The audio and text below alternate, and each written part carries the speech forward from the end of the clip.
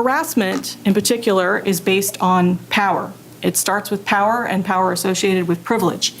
And all workplaces are also based on power relationships, and so this makes workplace harassment a difficult problem to address. Power relationships in a legislative environment are even more difficult. They are more intense because they are more explicitly power-based. They are more complex. They are more multifaceted. Here in this building, we have legislators, we have partisan and nonpartisan staff, we have lobbyists, and we have members of the public, all of whom are interacting, and all of whose relationships and various power dynamics may change even on a day-to-day or meeting-to-meeting basis.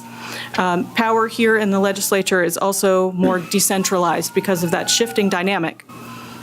Enhanced power relationships make it more difficult for anyone to make waves. And this, of course, is relevant to victims of harassment, those who observe harassment, and those who are charged with addressing harassment. Both the testimony and the experience of work group members described a culture in need of repair. The existing shared cultural understandings, both in our society at large, but also here in this building, have not yet evolved to create a place where everyone can work together to create a welcoming environment for all, which of course is particularly important when it's the heart of your democracy.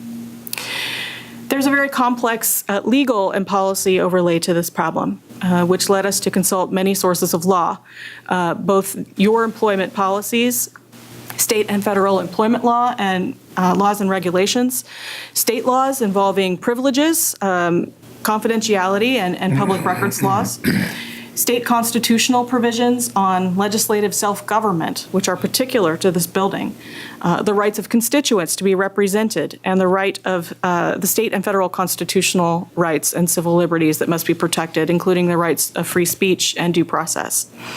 Our primary policy considerations and our primary goals were to stop harassment, to provide due process and a fair hearing for respondents, and we're very aware that it's important to prevent weaponization of complaints or responses for political purposes in this building.